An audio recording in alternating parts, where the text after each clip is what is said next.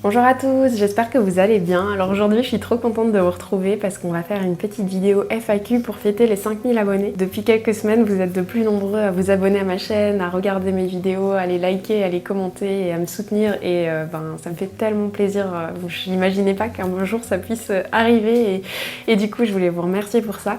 Et donc pour l'occasion je vous ai proposé de faire une petite FAQ pour que vous appreniez un petit peu plus à me connaître ou à connaître un petit peu la chaîne ou les sujets dont je parle ici. Donc voilà, je me suis dit qu'on allait faire une petite vidéo pour répondre à ces questions et pour en même temps fêter les 5000 abonnés. J'ai divisé la vidéo en plus ou moins deux parties, même s'il y a des sous-catégories, mais il y a une partie avec des questions un peu plus personnelles ou sur moi en tout cas, et une partie avec des questions sur le sujet de la vidéo. Vous avez été quand même plusieurs à me poser des questions sur comment je faisais mes vidéos, etc.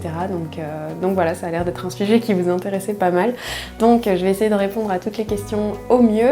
Et puis voilà, j'espère que la vidéo vous plaira et on va commencer tout de suite avec la première question. Donc la première question, c'est quel est ton parcours et qu'est-ce qui t'a amené à créer la pause rustique? Après mes études, j'avais 18 ans, je savais pas du tout ce que je voulais faire. La seule chose que je savais que je voulais faire, c'est que je voulais partir un an vivre à l'étranger. Donc je suis partie vivre un an au Mexique dans une famille d'accueil et où je faisais des études là-bas de graphisme et voilà, c'était une année, une expérience vraiment hyper enrichissante qui m'a appris énormément et là-bas je remarquais qu'il y avait quelque chose qui me manquait vraiment. Je pensais pas que ce serait ça, mais j'avais vraiment un sentiment de vide et que je voulais vraiment faire de la pâtisserie, être dans la cuisine, etc.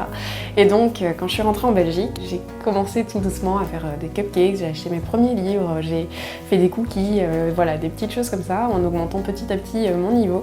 Et quand j'aimais bien mes recettes, j'avais envie de les garder et donc j'ai créé le blog qui s'appelait à l'époque Carnet Sucré, où je partageais voilà, différentes recettes. De base, je le faisais à titre vraiment très personnel parce que j'ai toujours adoré faire un blog. Quand je suis partie au Mexique, j'avais un blog également dans lequel je racontais un peu mon expérience pour que ma famille puisse me suivre et savoir un petit peu comment ça se passait pour moi. Pour moi, c'était assez naturel de créer un blog. Donc voilà comment est né Carnet Sucré. Ici, il y a quelques années, donc plus ou moins quand le Covid a commencé, j'ai fait beaucoup de travail sur moi-même, beaucoup d'introspection, etc. Et je me suis rendu compte que j'étais plus spécialement épanouie à l'idée de ne faire que de la pâtisserie. J'ai découvert plusieurs aspects de ma personnalité, dont le fait que voilà, j'étais vraiment une personne multi-passionnée, que j'avais envie de faire plein de choses et que c'était très difficile pour moi de rester seulement dans une seule case, mais je me sentais plus vraiment en adéquation avec ce que je faisais. Et donc j'ai décidé de changer le nom du blog pour m'autoriser à faire d'autres choses et à pouvoir partager plusieurs de mes passions. Et voilà, la pause rustique est née parce que je suis quelqu'un qui est très passionné par tout ce qui est vintage, rustique. C'est quelque chose un univers que j'adore, une ambiance que j'adore et je pense que ça se voit à travers mes vidéos en règle générale. Et donc voilà, c'était pour moi l'occasion de créer un endroit où on prendrait une pause pour faire des choses dans une ambiance, un univers un peu rustique, vintage. Donc ça me permet à moi de faire en fait un petit peu tout ce que je veux, à garder mon fil rouge entre guillemets, mais sans me restreindre à ne faire qu'une seule chose. Et donc on va pouvoir passer à la deuxième question qui a été posée plusieurs fois. Donc que fais-tu dans la vie en dehors des réseaux sociaux ? Et dans quel domaine travailles-tu actuellement? Donc je suis pâtissière dans un salon de thé, je crée des pâtisseries type cupcakes, cookies, des gâteaux personnalisés avec voilà, des brownies, etc., etc. Ensuite la troisième question, donc, c'est est-ce que tu as d'autres passions dont tu ne parles pas sur les réseaux sociaux? Je pense que je parle relativement de beaucoup de mes passions ici et du coup je ne sais pas trop ce que je pourrais rajouter. Je sais pas si c'est vraiment une passion, c'est plus un hobby que j'aime vraiment beaucoup. Mais j'avoue que ça j'en parle pas trop, mais j'aime beaucoup jouer aux jeux vidéo. Alors on est sur des jeux vidéo très chill, hein, c'est du genre les Sims, Animal Crossing ou Stardew Valley. C'est des jeux qui me font énormément de bien, qui m'apaisent, dans lesquels je peux être dans ma bulle quand je suis une personne relativement angoissée et donc il y a certaines choses comme ça qui me font du bien, qui me permettent de juste me vider la tête. Après au niveau de mes passions, vraiment je pense que vous les connaissez toutes, entre la photo, la vidéo, la pâtisserie, la couture. J'essaye de... En fait j'adore apprendre et donc je pense que ça c'est ma passion la plus grande, c'est apprendre et donc parfois je vais avoir des périodes où je vais faire des choses comme ça va pas durer longtemps, mais voilà, je vais apprendre à faire, je sais pas, du crochet, apprendre à faire de la broderie et il y a des choses qui vont rester et qui vont devenir vraiment des passions énormes énorme. Il y a des choses que je vais faire de temps en temps en tant que loisir, mais voilà, apprendre c'est vraiment quelque chose que j'adore. Et voilà, je pense que du coup apprendre c'est ma plus grande passion. Ensuite on m'a également demandé si j'aimerais adopter un deuxième toutou. Alors oui, donc vous connaissez bien Nachos que vous voyez quasiment sur toutes mes vidéos et j'adorerais avoir un deuxième toutou. J'aimerais pas une femelle et mon rêve ce serait avoir un Golden Retriever pour accompagner Nachos, pour qu'il soit pas tout seul et qu'il ait une copine et voilà, sauf que ça demande beaucoup d'organisation et nous adopter un animal c'est pas une décision qu'on prend à la légère. Quand on a adopté Nachos on a réfléchi pendant 1 an avant de l'adopter, mais j'aimerais beaucoup, mais je pense qu'on va attendre encore un petit peu, mais quand on prendra la décision, je pense que vous le verrez assez rapidement sur la chaîne, donc voilà. Ensuite la prochaine question c'était comment en es-tu venue au mode slow life? Alors, je suis pas encore parfaitement en mode slow life, hein. C'est vraiment quelque chose que j'essaye d'implémenter dans ma vie depuis plusieurs années parce que je suis une personne très angoissée, très stressée, je fais beaucoup de crises d'anxiété.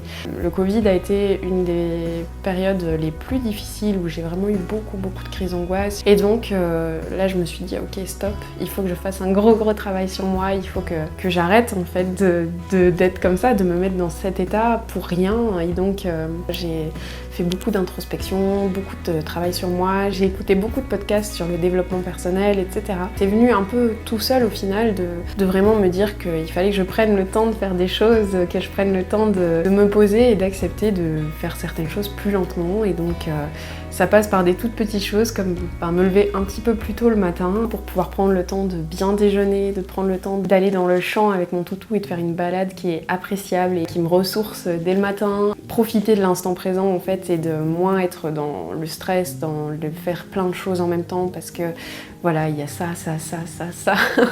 et voilà, c'est pas encore au top et il m'arrive encore souvent d'être angoissée, de vouloir aller trop vite, de vouloir faire plein de choses, etc.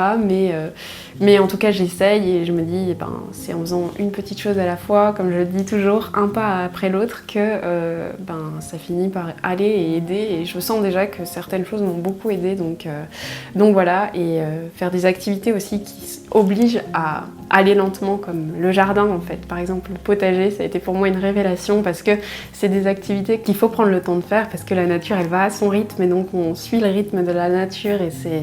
Enfin voilà, c'est des petites choses comme ça qui sont tellement appréciables. On va passer à une sous-catégorie parce que vous avez été assez nombreux à vouloir connaître mes projets. Vous m'avez demandé plusieurs questions, donc il y a eu des as-tu envie de travailler à ton compte, à quand l'ouverture d'une boutique avec tes créations et aimerais-tu vendre tes projets couture? Oui, je rêverais de travailler à mon compte, d'être totalement indépendante, ça serait vraiment le rêve. Mais on n'y est pas encore, loin de là. J'ai de temps en temps des petits projets un peu sur le côté en tant que photographe, etc. Mais voilà, ça reste vraiment très petit. C'est pas encore mon travail, mais un jour, j'espère. Donc à quand l'ouverture d'une boutique et est-ce que j'aimerais vendre mes projets? Donc oui, j'aimerais beaucoup vendre mes projets couture. Alors je suis débutante, donc forcément, il y a toujours ce syndrome de l'imposteur et ce côté aussi où on se dit, il y a des gens qui sont plus doués, etc. Et est-ce que ça va plaire aux gens, etc. Mais oui, du coup, j'ai pas envie de trop développer parce que je suis pas sûre que ça se fera. Et puis voilà, je garde encore un peu le mystère, mais j'aimerais bien ouvrir une petite boutique en ligne fin d'année, en tout cas pour la fin de l'année, donc avec plusieurs projets. Donc voilà, je vais pas en dire trop, mais en tout cas, je croise les doigts, ça devrait arriver bientôt. Ensuite, il y a une question un peu par rapport à mon matériel de couture. Donc, quelle machine à coudre et surjeteuse utilises-tu? Alors je vais pas vous faire rêver parce que j'ai pas du grand matériel de professionnel. Comme j'ai déjà dit, j'ai commencé la couture il y a un peu plus d'1 an, doit être 1 an et demi maintenant. Du coup, sans savoir si j'allais aimer, si ça allait me plaire, j'avais acheté du matériel pas trop cher parce que j'avais pas envie d'investir dans une super bonne machine à coudre sans savoir si j'allais continuer. Donc j'ai acheté simplement la machine à coudre de chez Lidl et en vrai elle fonctionne très bien pour ce que je fais pour l'instant, je suis très contente. Alors évidemment j'aimerais évoluer pour un autre modèle parce que J'aimerais un modèle qui puisse faire des points décoratifs sur que je puisse réussir à faire sur les manches ou sur les boutonnières, etc. Mais pour l'instant, elle convient parfaitement à ce que je fais et honnêtement, pour débuter, je trouve que ça va très bien. Et au niveau de la surjeteuse, pareil, c'est une surjeteuse du Lidl qui, honnêtement, fait très bien le travail. Après, j'avais jamais utilisé de surjeteuse, ma maman n'en a pas, donc j'avais même pas utilisé ça chez elle. Mais moi, je trouve qu'elle fonctionne très bien. Alors, c'est une horreur à enfiler, mais apparemment, c'est comme ça pour toutes les surjeteuses. Donc mais en vrai je suis super contente de l'avoir. Et donc on va passer à la deuxième partie qui était plus des questions sur la vidéo. Vous avez été nombreux à me poser des questions sur comment je faisais mes vidéos, donc déjà merci, ça me touche trop de savoir que la façon dont je filme et dont je réalise mes vidéos vous plaît. D'ailleurs si ça vous intéresse vraiment, dites-le moi en commentaire si vous voulez peut-être que je réalise une vidéo sur comment je filme mes vidéos pour YouTube, etc. où je pourrais aller plus en profondeur dans la façon dont je filme et vous montrer un peu plus les choses, parce que c'est vrai que sur une petite vidéo comme ça c'est un peu plus difficile de vous expliquer, mais du coup n'hésitez pas si le sujet vous intéresse à me dire ça dans les commentaires et je ferai une vidéo avec grand plaisir. La première question c'était comment tu t'organises pour avoir plusieurs angles différents avec la même qualité, donc en ne combinant pas un téléphone et un réflexe. En gros, je bouge tout le temps ma caméra. Je fais un plan, je bouge ma caméra, je fais un autre plan, je bouge ma caméra. J'essaye de vraiment en fait penser la vidéo par plan. Si je fais par exemple une recette, je vais me dire ok là je vais casser un œuf, donc ça peut être bien qu'on voit quand je prenne l'œuf, puis je change la caméra, hop, je casse l'œuf, hop, je change la caméra, je mélange ou j'ajoute le sucre ou quoi. Et donc je bouge tout le temps ma caméra et ça me convient très bien. Après pour des recettes, en tout cas quand je filmais mes recettes ou pour des recettes ou des vidéos plus spécifiques, j'ai encore mon ancien appareil photo qui n'est pas top, il n'a pas la mise au point automatique et il se coupe très rapidement parce qu'il va surchauffer ou quoi quand je filme, mais ça peut me sauver sur certaines choses ou quand voilà, je dois filmer quelque chose où je sais que ça doit aller très vite et que j'ai pas le temps de bouger, ça peut me sauver, mais c'est de plus en plus rare que je l'utilise. J'essaye de me débrouiller avec seulement l'appareil photo qui est là. Essayer de penser à sa vidéo en amont et se dire ok, qu'est-ce que je veux montrer, qu'est-ce qui est important à montrer dans la vidéo et savoir changer la vidéo. Et parfois quand on répète une opération, donc par exemple je dois casser 2 œufs, je peux faire un plan en prenant un œuf, le casser d'une seule façon et faire le deuxième plan de plus près ou d'un autre angle en cassant l'œuf et mélanger un peu ces 2 plans pour qu'en vidéo ça passe bien en fait. En gros c'est un peu sportif et plus je fais des vidéos, moins j'ai besoin de penser à comment je vais faire en amont, ça devient vraiment automatique. Ensuite, comment tu obtiens des plans aussi stables? Alors je sais pas. En vrai, je n'ai pas de stabilisateur, j'adorerais. Je pense que ce serait un prochain investissement que j'aimerais faire pour la chaîne YouTube en tout cas, parce que c'est pas évident d'avoir des plans stables. Alors heureusement, sur le programme de montage, il y a l'option stabilisation qui aide pas mal. Après, si ça bouge trop, honnêtement, ça se voit et on n'arrive pas à avoir quelque chose de vraiment, vraiment net. Mais sinon, j'utilise certaines techniques par exemple, mettre l'appareil photo autour du cou, le tirer à fond sur mon cou. Je vous mettrai des images, ce sera plus clair. Et j'essaye de faire mes mouvements très lentement comme ça pour essayer de bouger le moins possible. Et quand je peux faire des mouvements via le trépied, j'essaye aussi d'utiliser le trépied pour que ça ne bouge pas.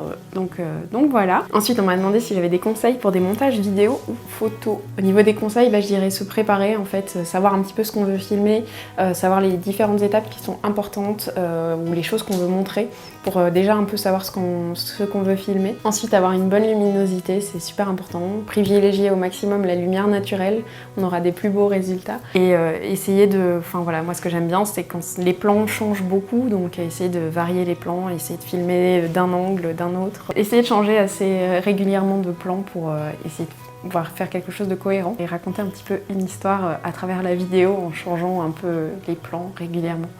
Donc voilà, j'espère que ça aide un petit peu et puis vraiment s'il faut faire une vidéo à ce sujet, je le ferai avec grand plaisir. Et ensuite on passe à la dernière question. Entre la recherche du sujet, le tournage, le montage, la photo, quelle est ta partie préférée et celle que tu détestes? Alors honnêtement c'est super compliqué comme question parce qu'en fait j'apprécie vraiment quasiment tout dans ce que je fais et c'est pour ça que je le fais en fait, parce que vraiment j'adore le montage, j'adore filmer, j'adore la photo évidemment, c'est ma première passion.